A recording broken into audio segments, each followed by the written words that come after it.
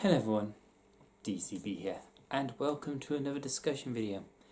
In this particular one, I would like to talk about fitness watches or smartwatches, whatever you want to call them. At first, a little disclaimer, I'm not saying that having a sport watch or smartwatch is wrong, and I don't particularly say that one brand is better than another.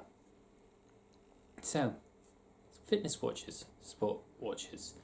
They have really gained traction over the last 3 to 4 years.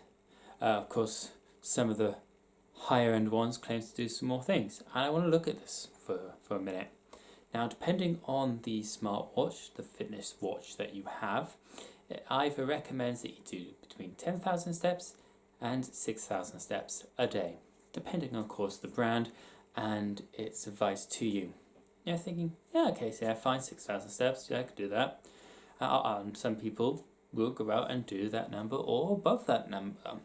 Some people get disheartened by the fact that they can't get to the number, and then they start to try and cheat it by either waving the arm around or doing something else with it to get the number of steps up.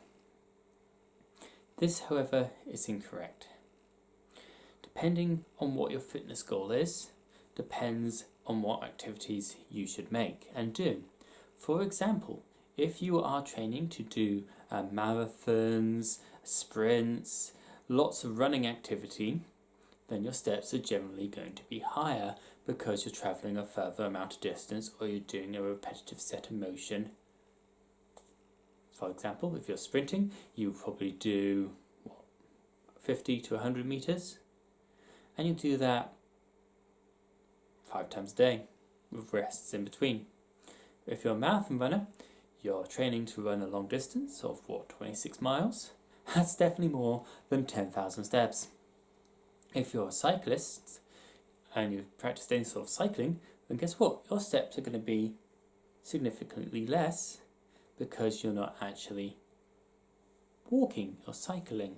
If you're a rower, you're rowing. You're not, once again, stepping. If you're a weightlifter, a power lifter, somebody who does a lot of bodybuilding, once again, your steps will be a lot less. But that doesn't mean that you're not working out or getting fit, which brings us on to another thing, another aspect of the smartwatch, the fitness watch. It's heart rate function. This is supposed to measure how your heart rate is. However, it's not exactly accurate. It does this by a ultraviolet light being beamed into your veins and registering the blood flow when it goes past that ultraviolet light. Depending where you have it on your wrist depends on where the more accuracy is, but it is still not 100% accurate. In fact, the only 100% accurate measurement of a heart rate is the current medical heart rate monitors that we have and that are used. And they're not on the wrist. Not by any means, way, or theory. They're on the chest, and they have multiple contact points, and they cost a lot more than the fitness smartwatches. Think about it.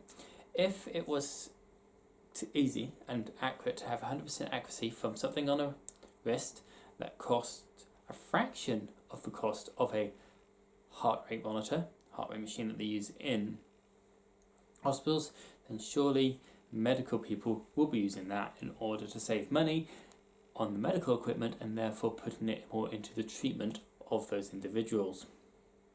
Okay, fair enough. So why do we have a smartwatch or fitness watch? Well, if it's linked to our phone, then if we're out and about, it can track our GPS coordinates and say how long we've been out for and show us the route of where we've been out. So we have a more rough idea of how much we've actually done exercise-wise. It has other tracking exercise features where you can tell it I'm doing weightlifting for a certain period of time, and then we'll say that was your exercise. Once again, this can be duped. But just saying, oh, I'm doing X exercise, and then you just sit at home for an hour, turn it off, there you are. Speaking to thing, oh friends, look, I've done an hour of exercise, of weightlifting. Now, the social aspect can be good, and can be bad. It can encourage people to do more, get out more, to do more exercise that they enjoy doing. It could be bad once again for the bragging rights. Oh, I've done 20,000 steps today, when really they just put it on their dog and let the dog run around like a mad idiot, for example.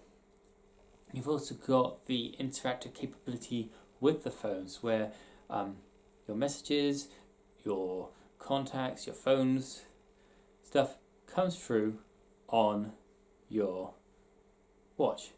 Now, not all watches have the same capabilities. Some allow you to answer the calls, some just let you see who's ringing you, some allow you to just read the text, some allow you to respond to those texts with pre-set up messages, and of course these settings can be turned on or off depending on, once again, the make, model and capabilities of your smartwatch. So what is it there for? What is it there for? I believe, and the reason I use it for myself, is not only to encourage myself to keep active, but also to give myself a rough idea of what I'm doing. Yes, I understand that it's not 100% accurate and has certain flaws, but it's there as a guideline. It is something that helps inform my decisions, but not necessarily influences them. Helps me to understand that the way that my body is working throughout certain exercises. I don't use it as a means to an end. It's just a tool that helps me progress and push myself further. Of course, sometimes it says I'm dead and doesn't register my heart rate at all, but then again, that can be said for so many other smart watches out there. Is a smartwatch right for you? Well, depends. Depends completely and utterly entirely. If you want something that gives you an extra bit of motivation and have a bit of fun with, that you can also see who's calling you while you're out exercising, yeah, why not? Go for it. If you want to get it, get it. If you don't want to get it, don't get it. If you just want it for something to tell the time, it's probably not as expensive as some of the remote normal watches that you can get, but a normal remote watch will obviously be just there for telling the time. But if you want the extra features to help you in your exercise, to push yourself forward and to have a rough idea of what you're doing, to help you motivate and to be inspired by others' actions around the world, then by all means, if you want to get one, get one. That's it for this video on my view of smartwatches and some of the pros and cons around them. What do you think of smartwatches and devices? Put that in the comments below. Like the video if you're enjoying the content. Subscribe to the channel if you haven't already. And remember, knowledge is power if we use it wisely.